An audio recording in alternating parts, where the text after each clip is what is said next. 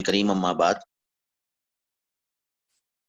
نظم خضر راہ کا مطالعہ جاری تھا۔ بانگ درا صفحہ نمبر 288، صفحہ نمبر 288 پر ہم موجود تھے، اور یہاں جواب خضر میں سہرا نوردی زندگی کا عنوان جاری تھا۔ سہرا نوردی کے بعد زندگی کا عنوان جاری تھا، اور اس کا پہلا بند مکمل ہو گیا تھا، جس کا اختتام اس مشہور شعر پر ہوتا ہے کہ خام ہے جب تک تو ہے مٹی کا ایک انبار، تو پختہ ہو جائے تو ہے شمشیر بزنہار تو۔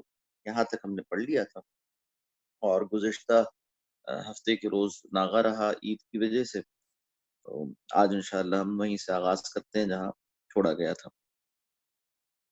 اقبال کہتے ہیں کہ ہو صداقت کے لیے جس دل میں مرنے کی تڑپ، پہلے اپنے پیکرے خاکی میں جا پیدا کرے، پھونک ڈالے یہ زمین و آسمان مستعار، اور خاکستر سے آپ اپنا جہاں پیدا کرے، زندگی کی قوت پنہا کو کر دے آشکار، تائی چنگاری فروغ جاویداں پیدا کرے، خاک مشرق پر چمک جائے مثال آفتاب، تا بدخشاں پھر وہی لال گرا پیدا کرے، سوئے گردو نالے شبگیر کا بھیجے فقیر، رات کے تاروں میں اپنے رازداں پیدا کرے، یہ گھڑی محشر کی ہے تو عرصہ محشر میں ہے، پیش کر غافل عمل کوئی اگر دفتر میں ہے۔ اگلا عنوان سلطنت ہے، اسے پڑھ کر پھر انشاءاللہ شرح کرتے ہیں۔ کہتے ہیں کہ آپ بتاؤ تجھ کو رمز آیا ان الملوک، سلطنت اقوام غالب کی ہے ایک جادوگری، خواب سے بیدار ہوتا ہے ذرا محکوم اگر، پھر سلا دیتی ہے اس کو حکمراں کی ساحری، جادوئے محمود کی تاثیر سے چشم ایاز، دیکھتی ہے حلقہ گردن میں ساز دلبری، خون اسرائیل آ جاتا ہے آخر جوش میں، توڑ دیتا ہے کوئی موسیٰ طلسم سامری، سروری زیبا فقط اس ذات بے ہمتا کو ہے، حکمراں ہے وہی باقی بتانے آزری، از غلامی فطرت آزاد را رسوا مکن، تا تراشی خواجہ از برہمن کافر تری، ہے وہی ساز کہن مغرب کا جمہوری نظام، جس کے پردوں میں نہیں غیرز نوائے قیصری، دیو استبداد جمہوری قبا میں پائے کو، تو سمجھتا ہے یہ آزادی کی ہے نیلم پری، مجلس آئین و اصلاح و رعایات و حقوق، طب مغرب میں مزے میٹھے اثر خواب آوری، طب مغرب میں مزے میٹھے اثر خواب آوری، گرمی گفتار آزائے مجالس العما، یہ بھی ایک سرمایہ داروں کی ہے جنگ زرگری، اس سراب رنگ و بو کو گلستاں سمجھا ہے تو، آہ اے ناداں قفس کو آشیاں سمجھا ہے تو، آہ اے ناداں قفس کو آشیاں سمجھا ہے تو۔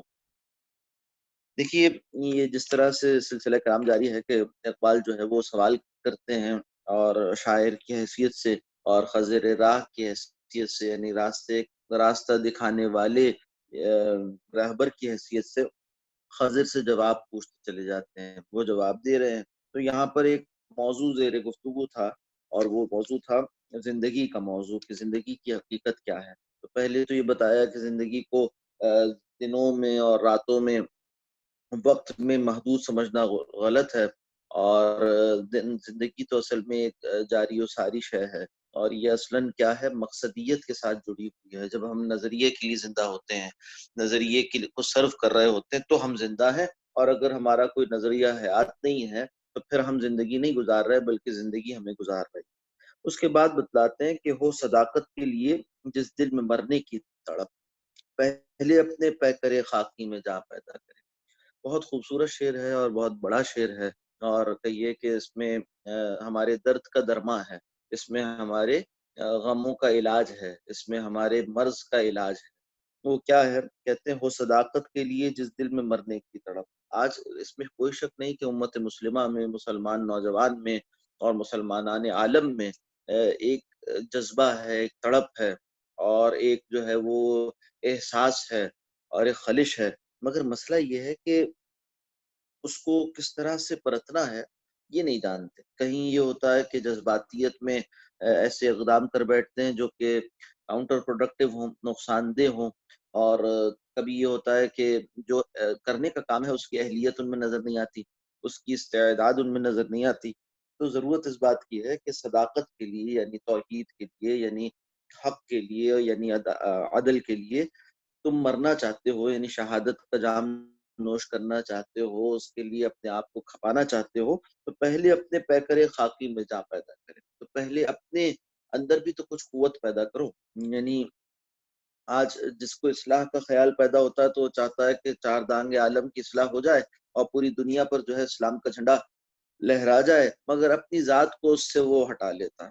لا الہ الا اللہ کا جب کلمہ پڑھتا ہے تو یہ جو لا الہ کی ضرب ہے نا، یہ بقیہ معبودان باطل پر تو مارنا چاہتا ہے کہ یہ ہندوؤں کے بت بھی گر جائیں اور یہودیت اور نصرانیت بھی فنا ہو جائے اور جو ہے وہ بقیہ غیر اللہ کی حاکمیت بھی فنا ہو جائے، مگر وہ جو اس کے اپنے نفس کا بت ہے اس پر یہ ضرب لا کی نہیں پڑتی، اور وہ جو ہے اپنے نفس کو بلا کر، اپنی ذات کی اصلاح کو بلا کر، اپنے اوپر اللہ کے کلمے کی سربلندی کو فراموش کر کر چار دانگ عالم کی فکر کرنے لگ جاتا ہے۔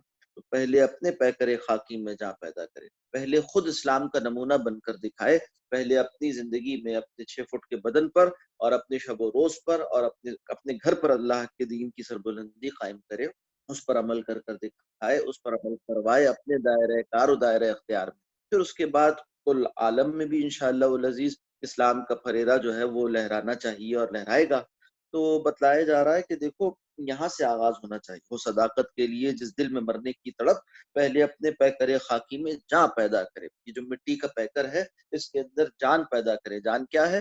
وہ ایمان ہے، تو یہ ایمان سے روشن ہو جائے، منور ہو جائے تو پھر کام بنتا ہے۔ ایک بات تو یہ ہو گئی، ایک اور ذرا کہیے کہ وسیع پیمانے پر اگر دیکھا جائے تو نظر آتا ہے کہ آج مسلمان کچھ کرنا چاہتے ہیں، اگر وہ ذاتی سطح پر نیک متقی پرہیزگار بن بھی جائیں تو پھر ساتھ ساتھ کچھ اور اہلیت اور استعداد بھی درکار ہے جو کام کرنا ہے۔ ایسا نہیں ہوتا کہ ایک شخص اگر نیک ہے تو اب یہ بات اس سے مطلوب ہی نہ رہے کہ کرنے والے کام کی استعداد اس کے اندر کیسی ہے اور کیسی نہیں، بلکہ نیکی کے ساتھ ساتھ اس کی مہارت بھی درکار ہے۔ جیسے ہمارے استاد فرماتے ہیں کہ آج اگر امت مسلمہ کا بھلا ہو سکتا ہے تو دو باتوں سے ہو سکتا ہے، یہ دو باتیں جمع ہو جائیں نوجوانان ملت کے اندر تو انشاءاللہ العزیز کارگر ہو جائیں گے۔ ایک اخلاص ہے اور دوسرا اختصاص ہے، ایک اخلاص ہے اور ایک دوسری شے اختصاص ہے۔ اخلاص کا مطلب کیا ہے کہ یعنی بے نفسی ہو اور اسی طرح سے کمٹمنٹ ہو اپنے کام کے ساتھ، اخلاص۔ اور دوسرا اختصاص کیا ہے؟ اختصاص کا مطلب ہے مہارت، اسپیشلائزیشن، وہ شے کی بھی ماہر ہوں، تو کسی بھی یعنی علوم دینیہ ہوں یا علوم دنیاوی ہوں ان میں مہارت درکار ہے۔ جب مہارت ہوگی تو پھر جا کر اس کی قربانی بھی قربانی ہے۔ جیسے اوپر والے شعر میں ذکر ہوا تھا نا کہ خام ہے جب تک تو ہے مٹی کا ایک انبار، تو پختہ ہو جائے تو ہے شمشیر بے زنہار تو۔ پہلے اپنی مٹی کو اینٹ تو بنائے، پہلے اسے پکائے، پہلے ریاضت نفس کے مرحلے سے گزرے، مجاہدات نفس کے مرحلے سے گزرے اور پھر اس خام مٹی کو پکا کر اینٹ بنا لے، اور جب یہ اینٹ بن جائے تو پھر اسے باطل پر دے پارے، پھر انشاءاللہ یہ کارگر ہوگا۔ اسی طرح سے پختہ ہو جائے تو ہے شمشیر بے زنہار تو، پھر تو ایک چمکتی ہوئی تلوار اور بہترین جو ہے وہ یعنی ہتھیار کے طور پر یہ امت کے لیے کام آئے گا۔ پہلے اپنے پیکر خاکی میں جا پیدا کریں، اس کے اندر بڑا سبق ہے۔ آج ضرورت اس بات کی ہے کہ ہم اخلاص و اختصاص پیدا کریں اپنے اندر، اخلاص اللہ کے لیے اخلاص اور بندگان خدا کے لیے اخلاص، اور اس کے بعد اختصاص کے کوئی ایک شعبہ ہو ہماری مہارت کا جس کے ذریعے سے ہم امت مسلمہ کو سرو کر سکیں، جس کے ذریعے سے ہم اپنی آخرت بنا سکیں، اس مہارت کو سرو کر کر، اسے لگا کر، اسے کھپا کر۔ آگے کہتے ہیں پھونک ڈالے یہ زمین و آسمان مستعار۔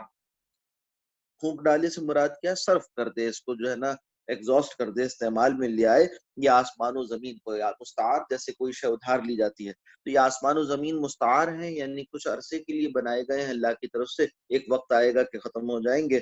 تو یہ جو آسمان و زمین مستعار ہیں یعنی عارضی مدت کے لیے ہیں، ان کو استعمال میں لے آئے اور خاکستر سے آپ اپنا جہاں پیدا کریں، یعنی جو کچھ موجودہ دنیا ہے اس کو ایگزاسٹ کر کر، اسے استعمال کر کر وہ دنیا پیدا کرے، جو وہ دنیا آباد کرے جو یہ چاہتا ہے، یعنی جو اس کے نظریے کے موافق ہے، جو اس کے ایمان و اعتقاد کے موافق، موجودہ حیت اور نقشے کو تبدیل کر کر اس طرح بنا لے جو اس کے نظریہ اور اعتقاد کے موافق ہے۔ یہ جذبہ اور یہ امنگ اور اتنی بلند ہمت اور ایسا عزم ہونا چاہیے بندہ مومن کا۔ जिंदगी की कुव्वत पिन्हा को कर दे आश्कार ता ये चिंगारी फरोग जाविदा पैदा करे। जिंदगी की कुव्वत पिन्हा, ये कुव्वत पिन्हा क्या है? ये ईमान है, ये इकबाल की इस्तिलाह में कहिए तो खुद ही है।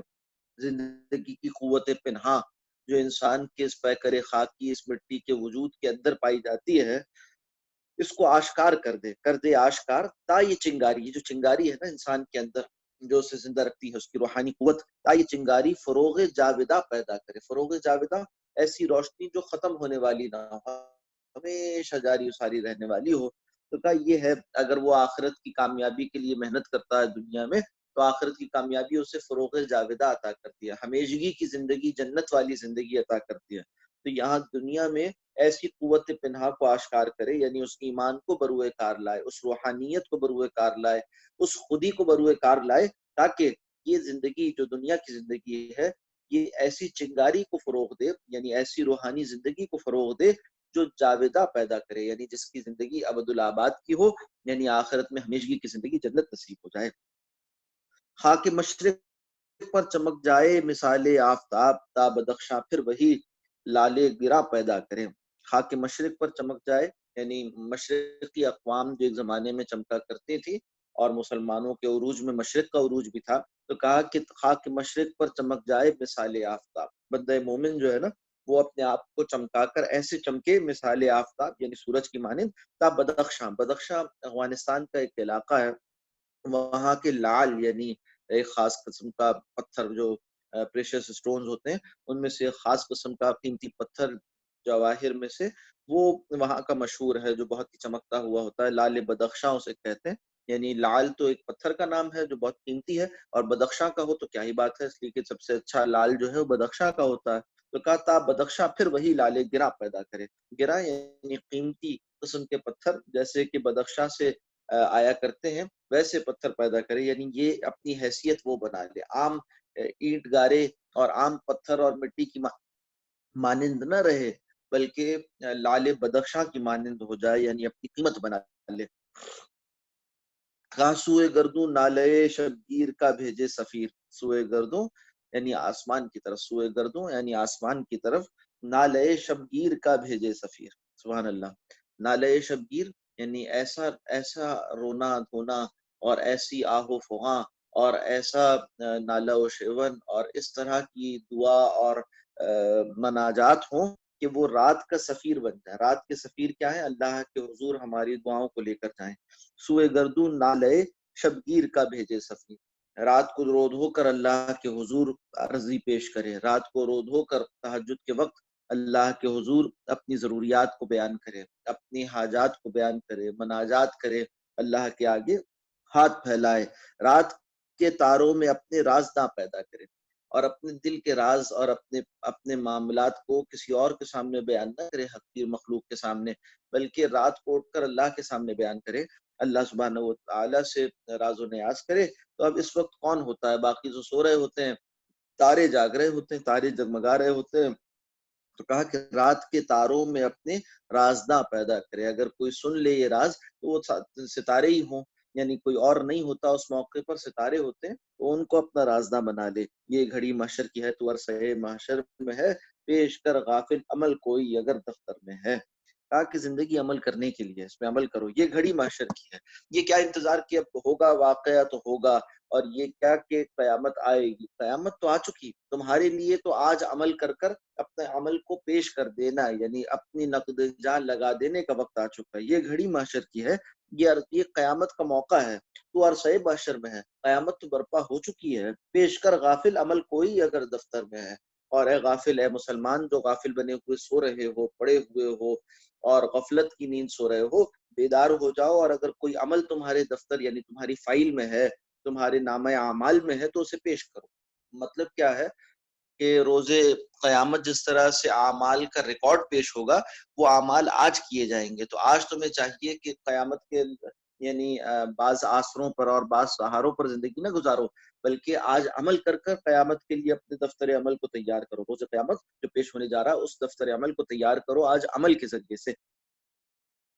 अगला उन्वान जो लेते हैं वो सल्तनत का है। जैसे हमने देखा इससे पहले सहरानवर्दी का उन्वान लिया, फिर जिंदगी का उन्वान लिया।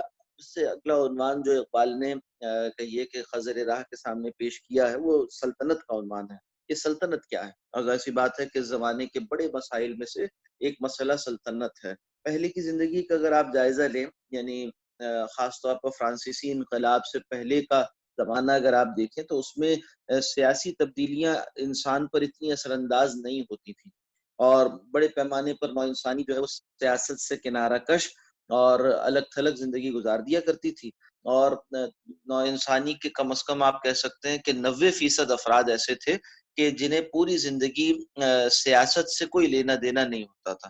10% افراد ہیں جس میں جاگیردار ہیں، نواب ہیں، اور اسی طرح سے کہیے کہ فوجی حکمران ہیں، اور بقیہ بادشاہ ہیں، سلاطین ہیں، اور بس یہ افراد ہیں جن کو سیاسی معاملات سے غرض ہوا کرتی تھی.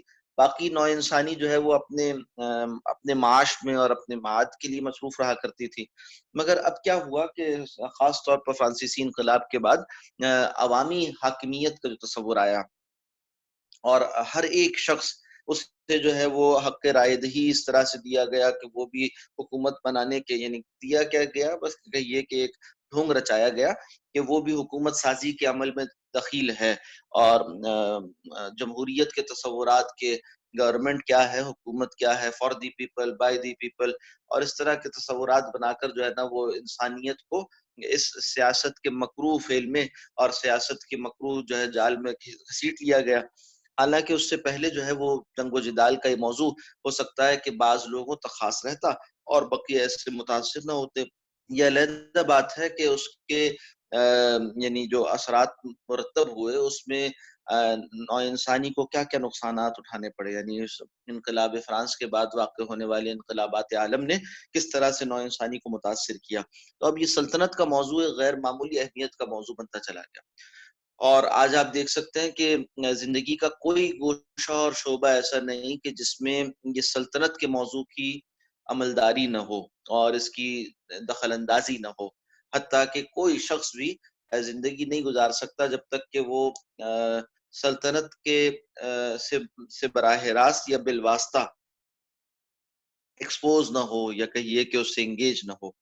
تو اب یہ ایک موضوع ہے جس کو کہ بہرحال اس پر کوئی نہ کوئی رسپانس اقبال کا بھی بنتا تھا، تو انہوں نے اس موقع پر اسے بیان کیا اور بتلایا کہ میں کیسے دیکھتا ہوں اس نئے سلطنت کے غیر معمولی دخیل ہو جانے والے دور کو. تو کہتے ہیں کہ بتاؤں تجھ کو رمز آیا ان الملوک.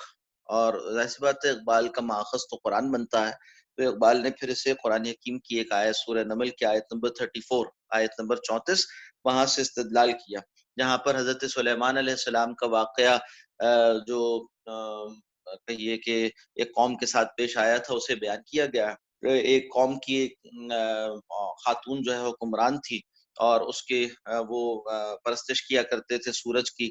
تو حضرت سلیمان علیہ السلام نے ہدہد کے ذریعے سے اس قوم کی جانب دعوت اسلام بھیجی اور کہا کہ اسلام لے آؤ. اب وہ جب خط پہنچتا ہے تو پھر وہ جو ملکہ تھی اس نے اپنے درباریوں سے مشورہ کیا کہ ہمیں کیا کرنا چاہیے. اس موقع پر وہ بڑی جہاں دیدہ عورت تھی اور بعد میں وہ اسلام لے آتی ہے، مسلمان ہو جاتی ہے. تو اس نے جب مشورہ کیا تو مشورے کے دوران اس بات کا تذکرہ بھی کیا کہ دیکھو حضرت سلیمان علیہ السلام کے پاس بہت بڑا لشکر ہے، اور وہ لشکر لے کر انہوں نے کہا ہے کہ اگر تم اسلام نہیں لاتے تو پھر میں حملہ آور ہو جاؤں گا، یعنی اپنے لشکر کے ساتھ حملہ کروں گا تمہاری سلطنت کے اوپر. تو اس میں اس عورت نے یہ مشورے کے دوران اپنے درباریوں سے کہا کہ ان الملوک اذا دخلوا قریۃ افسدوها، کہ بادشاہوں کا تو دستور یہ ہے اور ایسے ہی ہوتا آیا ہے کہ جب یہ داخل ہوتے ہیں کسی بستی میں تو اس میں فساد کرتے ہیں، اسے تہس نہس کر دیتے ہیں. وَجَعَلُوا أَعِزَّةَ أَهْلِهَا أَذِلَّةً، اور اس کے جو عزت والے لوگ ہوتے ہیں، شرف والے لوگ ہوتے ہیں، ان کو ذلیل بنا دیتے ہیں. یعنی یہ کہ جو بادشاہ ہوتا ہے، جو وزراء ہوتے ہیں اور جو سلطنت کے عمائدین ہوتے ہیں، انہیں وہ اپنا غلام بنا لیتے ہیں، انہیں قیدی بنا لیتے ہیں، ان کو معزول کر دیتے ہیں. تو اور کہا کہ وَكَذَلِكَ يَفْعَلُونَ، معلوم ہوتا ہے کہ یہ بھی آئیں گے تو ایسے ہی کریں گے. حالانکہ ظاہر سی بات ہے کہ حضرت سلیمان علیہ السلام تو اللہ کے نبی ہیں، تو انہوں نے تو حق کی علمبرداری کا کام کرنا ہے، وہ تو حق کی دعوت دینے کے لیے آئے ہیں. انہیں تو کسی کو معزول کرنا اور کسی کو فائز کرنا اس سے غرض نہیں ہے، وہ تو اللہ سبحانہ و تعالیٰ کی بندگی کی دعوت دے رہے ہیں. تو حضرت سلیمان علیہ السلام کو خبر ہو گئی اور انہوں نے اس بات کی دعوت دی کہ اگر تم اسلام لاؤ تو تم محفوظ رہو، تمہاری حفاظت ہو۔ اب یہ جو سمجھدار خاتون تھی اس نے یہ بات بیان کی، تو اقبال وہاں سے عکس کرتے ہوئے کہہ رہے ہیں کہ آج تک یہ جو سلطنت ہے نا، ملوکیت ہے، بادشاہت ہے، اس کا قاعدہ یہی چلا آ رہا کہ ایک قوم کے قوت والے وہ داخل ہو کر دوسرے قوم کی قوت والوں کو ذلیل کر دیں، انہیں رسوا کریں، انہیں تہے تیغ کریں۔ آج بھی آپ دیکھ سکتے ہیں کیا ہوتا رہا، اور یہ جو پچھلے عرصے کی پوری داستان ہے، مسلمانوں کے ممالک کو کس طرح سے بانٹا گیا۔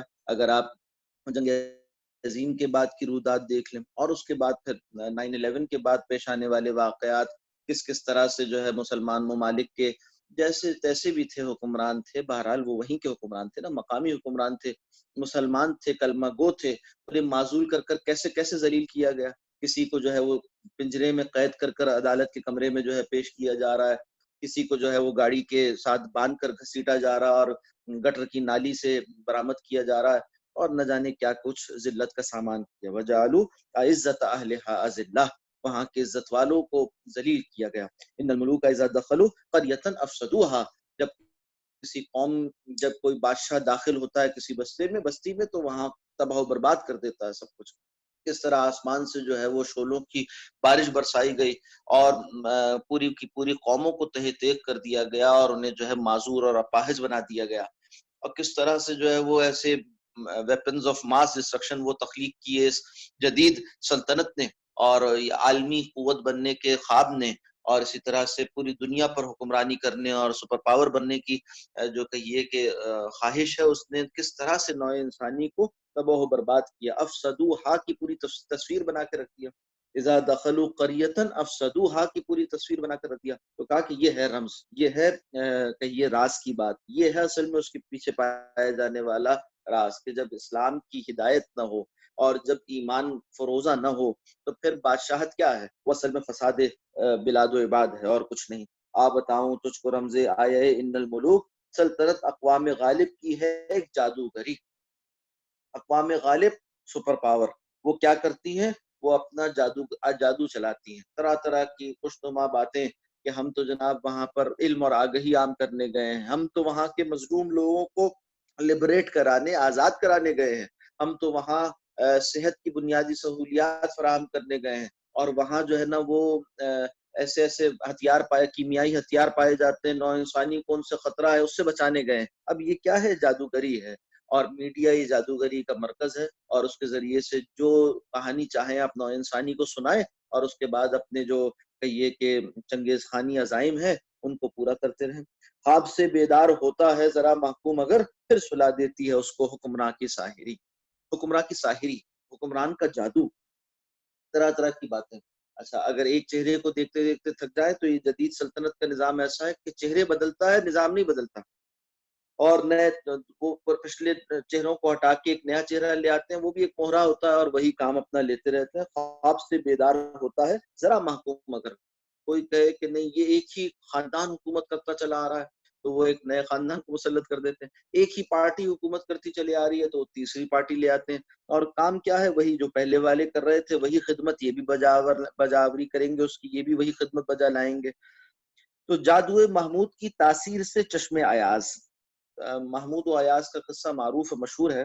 تو کہا کہ جو سلطان محمود غزنوی کا غلام تھا ایاز، جس کو کہ سلطنت میں بڑا مقام مرتبہ حاصل ہو گیا تھا اور بہت ہی ذہین تھا، فطین تھا، سمجھدار تھا، تو کہا کہ جادو محمود کی تاثیر سے چشم ایاز، ایاز بہرحال تھا تو غلام، تو غلامی میں وہ ایسا راضی تھا اور غلامی کو وہ اپنے لیے اعزاز سمجھتا تھا، اور اقبال اس پر تنقید کر رہے ہیں، دیکھتی ہے حلقہ گردن میں سازے دل بری، یعنی محمود جو آقا ہے اس کی تاثیر، اس کی جادو کی تاثیر ایسی تھی کہ چشم ایاز یعنی ایاز کی آنکھ دیکھتی ہے حلقہ گردن میں سازے دل بری، اس کی گردن میں جو توق غلامی ہے، غلامی کا جو کڑا پڑا ہوا اس کی گردن میں توق ہے، اس سے وہ اپنے لیے ساز دلبری سمجھتی ہے۔ ساز دلبری ایسا ساز، ایسی چیز جو دلبری کا سامان ہو، یعنی جو کسی کی محبت کا اظہار ہو، جیسے کوئی اپنے محبوب کو کوئی ہار تحفے میں دے اور وہ اسے خوشی خوشی اپنے گلے کا ہار بنا لے، تو اسی طرح سے جب کسی شخص کی طبیعت بدل جائے اور وہ غلامی پر راضی ہو جائے، یا یہ کہ اس کا آقا ایسی ساحری کرے کہ اس کو غلامی پر راضی کر لے، تو پھر وہ جو توق گردن ہے وہ بھی ساز دلبری محسوس ہونے لگتا ہے۔ اور آج دیکھا جا سکتا ہے کہ کس طرح سے اقوام مغرب نے اپنے ماڈرن لائف سٹائل کا ایسا جادو چلایا۔ ماڈرن لائف سٹائل ایک جدید طرز زندگی ہے، پوری نوع انسانی کو اس کے پیچھے لگا دیا ہے کہ تمہیں زندگی گزارنے کے لیے اب یہ سب کچھ، یہ گیجٹس چاہیے، یہ ٹیکنالوجی چاہیے، یہ ہتھیار چاہیے، ایسی سڑکیں چاہیے، ایسے عمارتیں چاہیے، اور ایسی انڈسٹری چاہیے، اور ایسا سامان چاہیے، اور ایسی جو ہے وہ عیاشی کا سامان چاہیے، اور ایسا میڈیا چاہیے۔ سب کچھ کیا ہے؟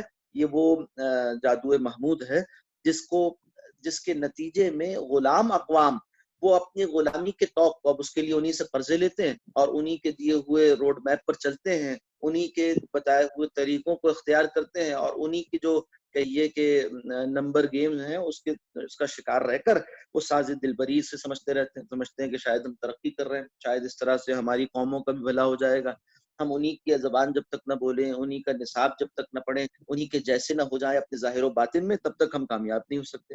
یہ ہے غلامی جو آج مسلمانوں کی بربادی کا سامان ہے، کہ یہ اقوام مغرب کو اس طرح اقوام مغرب کی غلامی کا شکار ہیں، اس طرز زندگی کو اپنے لیے ناگزیر سمجھ لیا ہے جو ان کی بربادی کا سامان ہے۔ اور کرتے کیا ہے؟ اس کو غلامی سمجھ کر نہیں کر رہے۔ غلامی سمجھے تو غلامی تو کوئی اچھی چیز نہیں ہوتی، کوئی اسے اچھا نہیں سمجھتا، تو یہ اسے ساز دلبری سمجھتے ہیں، ایسا کر کر اپنے آپ کو اچھا سمجھتے ہیں۔ یعنی دیکھا جا سکتا نا، کوئی کسی سے پوچھے، ایک شخص جو ٹائی لگائے ہوئے ہے، یعنی میں تو لٹرلی بھی اس بات کو کہہ رہا ہوں کہ ٹائی لگائے ہوئے ہے، تو بھائی یہ ٹائی کس شے کی علامت ہے؟ کہ آپ کی تہذیب کی علامت ہے؟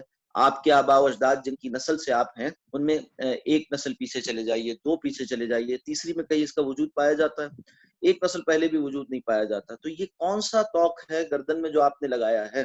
کہاں سے آیا ہے یہ؟ اور یہ کس کا طریقہ ہے؟ اسی طرح سے اٹھنے بیٹھنے کے طریقے، کھانے پینے کے طریقے، سونے جاگنے کے طریقے، زندگی گزارنے کے طریقے جن کو آج آپ اختیار کیے ہوئے ہیں اور اپنے لیے اعزاز سمجھتے ہیں کہ اس کو کر کر ہم باادب اور مہذب کہلاتے ہیں، اور بڑے جو ہے وہ کہیے کہ پڑھے لکھے کہلاتے ہیں، یہ طریقے کہاں سے آئے ہیں؟ یہ ہمارے آباء و اجداد کے یا ہمارے دینی مقتدا صحابہ اکرام، ائمہ دین اور انبیاء اکرام علیہ السلام کے طریقے تو نہیں ہیں۔ تو یہ کہاں سے آئے ہیں؟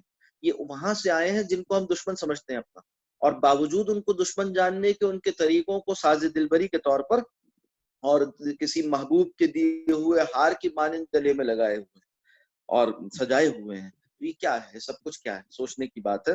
یہ ہے اصل میں جادو محمود کی تاثیر سے چشم ایاز، کہ وہ جو میڈیا وار ہے نا، اور وہ جو میڈیا گیم ہے، اس کے ذریعے سے وہ ایک لائف سٹائل کو ہماری نگاہوں میں کھپا چکے ہیں، ہماری نگاہوں میں آئیڈیلائز کر کر دکھا چکے ہیں، ہمارے لیے اسے آئیڈیل بنا چکے ہیں۔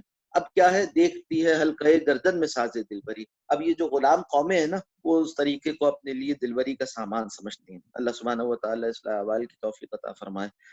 خون اسرائیل آ جاتا ہے آخر جوش میں، توڑ دیتا ہے کوئی موسیٰ طلسم سامری۔ مگر کہتے ہیں کہ کچھ قوم میں بیدار مغز لوگ بھی ہوتے ہیں، جیسے کہ بنی اسرائیل ساری غلام بنی ہوئی تھی، اور فرعون جو ہے انہیں اپنا غلام بنائے ہوئے تھا، اور ان سے بیگار میں کام لیتا تھا، ان کے لڑکوں کو ذبح کرتا تھا، اور ان کی لڑکیوں کو زندہ رکھتا تھا تاکہ ان کو اپنے ہاں خادمہ بنائے۔ تو اس کے باوجود، جبکہ فرعون چاہتا تھا کہ ایک نرینہ اولاد ان میں باقی نہ رہے، اس کے باوجود اللہ سبحانہ و تعالی نے حضرت موسیٰ علیہ السلام کی حفاظت فرمائی، بلکہ عین قصر سلطانی میں فرعون کے دربار میں حضرت موسیٰ علیہ السلام کی پرورش ہو گئی، اور جو ہے وہاں ان کی حفاظت کا سامان ہو گیا۔ تو یہ اللہ کے فیصلے ہیں۔ خون اسرائیل آ جاتا ہے آخر جوش میں۔ اسرائیل سے مراد یہاں پر حضرت یعقوب علیہ السلام کی اولاد ہے، یعنی بنی اسرائیل، موجودہ اسرائیل سے اس کا تعلق نہیں ہے۔ خون اسرائیل یعنی اولاد یعقوب اور انبیاء زادوں کا خون، اور اسی طرح سے دینی حمیت، وہ آخرکار جوش میں آ جاتا ہے اور توڑ دیتا ہے کوئی موسیٰ طلسم سامری۔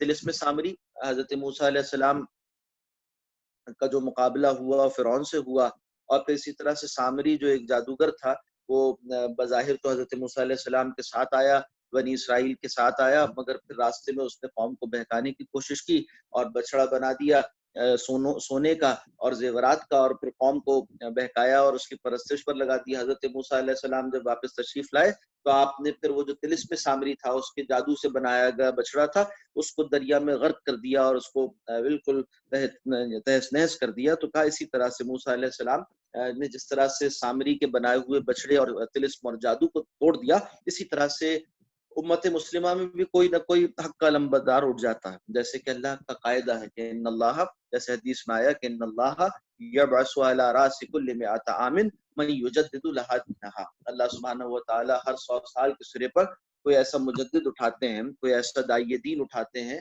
کوئی ایسا مصلح رہنما اٹھاتے ہیں جو مسلمانوں کے لیے ان کے دین کی تجدید فرما دیتے ہیں۔ تو توڑ دیتا ہے کوئی موسیٰ طلسم سامری۔ فارسی محاورے میں کہا جاتا ہے کہ ہر فرعون را موسیٰ داد، ہر فرعون کے لیے ایک اللہ نے موسیٰ رکھا ہے۔ تو ہر زمانے کے فرعون کے لیے ہر زمانے کا ایک موسیٰ ہے، یعنی کوئی نہ کوئی حق کا علمبردار حضرت موسیٰ علیہ السلام کا جانشین وہ سامنے آتا ہے۔ اگلا شعر تو ضرب المثل ہوا مسلمانوں کی یہ لٹریچر میں، مسلمانوں کی تحریر و تقریر میں بہت کوٹ ہوتا ہے کہ سروری یعنی سرداری، سروری زیبا فقط اس ذات بے ہمتا کو ہے، حکمراں ہے ایک وہی باقی بتانے حاضر۔ سروری یعنی حکمرانی، زیبا یعنی لائق، فقط اس ذات بے ہمتا کو، اس سے مراد اللہ کی ذات ہے، ذات بے ہمتا، بے ہمتا یعنی یکتا، یعنی جس جیسا دوسرا کوئی نہیں، اس جیسا دوسرا کوئی نہیں، اللہ وہ ذات ہے جیسا کوئی اور نہیں۔ تو سروری زیبا فقط اس ذات بے ہمتا کو ہے، یعنی سروری بادشاہت تو اسی کو جچتی ہے، حکمراں ہے ایک وہی باقی بتانے آزری۔ اصل میں حکم دینے کا حق، تشریعاً شریعت دینے کا حق، وہ تو اللہ ہی کے پاس ہے، باقی بتانے آزری ہے۔ باقی جو کوئی اس حق کو کلیم کرتا ہے وہ بت کی مانند ہے، جیسے بت کی پرستش حرام، ایسے ہی اللہ کے حق کے تشریع میں دخل اندازی کرنے والے کی بات ماننا بھی حرام اور ناجائز ہے۔ بتانے آزری، آزر جو کہ بتگر تھا، اس جیسی کیفیت ہے کہ وہ جیسے بت بنایا کرتا تھا، آزر کے بتوں کی مانند ہے اللہ کے علاوہ کسی اور کو تشریع حق دے دینا۔ اس سے بعض لوگ غلط فہمی کا شکار ہوتے ہیں، وہ سمجھتے ہیں کہ حکمران کوئی بھی نہیں ہونا چاہیے۔ وہ غلط فہمی تھی جس کا شکار معتزلہ بھی ہوئے تھے، معذرت کے ساتھ خوارج بھی ہوئے تھے۔ اسلام کے ابتدائی زمانے میں ایک فرقہ اٹھا اور حضرت علی رضی اللہ تعالیٰ عنہ کے بالمقابل آئے اور کہنے لگے کہ ان الحکم الا للہ، حکمرانی کا اختیار تو صرف اللہ کو ہے اور کسی کو نہیں ہے۔ تو حضرت علی رضی اللہ تعالیٰ نے انہیں بہت سمجھایا کہ دیکھو ہم تو حاکم ان معنی میں ہیں مجازن، اور ظاہر سی بات ہے وہ خلیفۃ المسلمین ہے حضرت علی رضی اللہ تعالیٰ، وہ امیر المومنین ہے رضی اللہ تعالیٰ عنہ، تو ان کی حکومت اور خلافت کو بھی وہ کہتے ہیں کہ یہ تو غیر اللہ کی حاکمیت ہے، نعوذ باللہ۔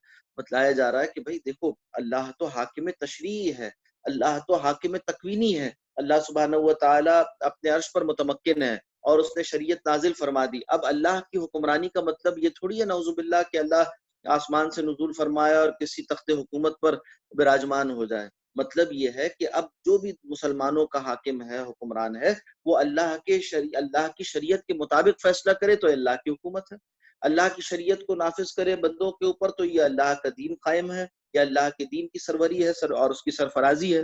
تو وہ بیچارے خوارج وہ سمجھتے تھے کہ کسی بھی شخص کا حکمران ہو جانا یہ اس کے منافی ہے، اور آج بھی آپ دیکھیں گے کہ بعض لوگوں کا نقطہ نظر ایسے ہی بن جاتا ہے، اور وہ سمجھتے ہیں کہ شاید حکمرانی کے حوالے سے یعنی غیر معمولی قسم کے افراد ایسے کہ جو شاید اس زمانے کے ہی نہ ہوں، اور اس طرح کے افراد جو بالکل پارسا اور دودھ کے دھلے ہوں وہی حاکم ہو جائیں، تب جا کر حکمرانی اسلام کے موافق ہوگی۔ حالانکہ حکمرانی کے بارے میں یہ قاعدہ نہیں، اور جیسا کہ امام ابن تیمیہ رحمۃ اللہ علیہ نے لکھا کہ حاکم کو جج کرنے کا طریقہ یہ نہیں ہے کہ تم اس کو تقویٰ کے اعلیٰ ترین معیارات پر جج کرو اور پھر یہ دیکھو کہ وہ دین نافذ کیے ہوئے یا نہیں کیے ہوئے۔ کہتے ہیں کہ دیکھو یہ ایک ایسی چیز نہیں ہے کہ جو کسی کے اختیار میں ہو مکمل، یعنی جیسے ایک شخص سے کہا جائے کہ بھی نماز پڑھنا لازم ہے، فرض ہے، تو اب نماز پڑھنے میں تو کوئی رکاوٹ نہیں ہے نا، یعنی کوئی ایسا معنی نہیں ہوتا، بس نفس کی خواہش ہے اس کو دور کرے،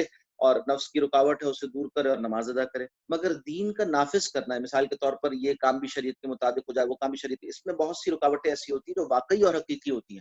مثال کے طور پر کفار کے حملے کا خطرہ، مثال کے طور پر بغاوتوں کا اندیشہ، مثال کے طور پر کسی طبقے کا باقی ہو جانا، مثال کے طور پر کسی علاقے کا کٹ جانا، اور ایسے دیگر مسائل مصلحتیں، تو ان کو دیکھتے ہوئے دیکھا جاتا ہے کہ اس حکمران کے پاس امکان کتنا ہے شریعت پر عمل کرنے کا. جتنا امکان ہے اتنا وہ کر رہا ہے تو اس کا مطلب وہ نیک صالح حکمران ہے. اگر اتنا بھی نہیں کر رہا تو پھر وہ بنیادی تقاضا بھی پورا نہیں کر رہا. ہاں یہ ضرور ہے کہ اسے آگے سے آگے اور زیادہ سے زیادہ نفاذ شریعت اور عمل پیرا ہونا شریعت پر اس کی کوشش کرنے کی ضرورت ہے. تو یعنی اس کو فیکچوئل بنیادوں پر، اسے زمینی حقائق پر دیکھ کر طے کرنے کی ضرورت ہوتی ہے، نہ کہ بالکل ہر زمانے میں آپ چاہیں کہ خلافت راشدہ جیسا نظام ہو جائے. ایسا نہیں ہوا کرتا، یہ تو آزمائش کا سامان ہے. ہاں بہرحال جو آئیڈیلز ہیں وہ برقرار رکھے جاتے ہیں. کا حکمراں ہے ایک وہی باقی بتانے آزری. میرے خیال سے یہاں روک لیتے ہیں، اس کے بعد کے اشعار تیز تیز گزر جانے سے بہتر ہے کہ ذرا تفصیل کے ساتھ اگلی نشست میں بقیہ بند جو اس بقیہ بند کے جو اشعار رہتے ہیں انہیں بھی پڑھا جائے. یہاں پر روکتے ہیں انشاءاللہ. جزاکم اللہ خیر.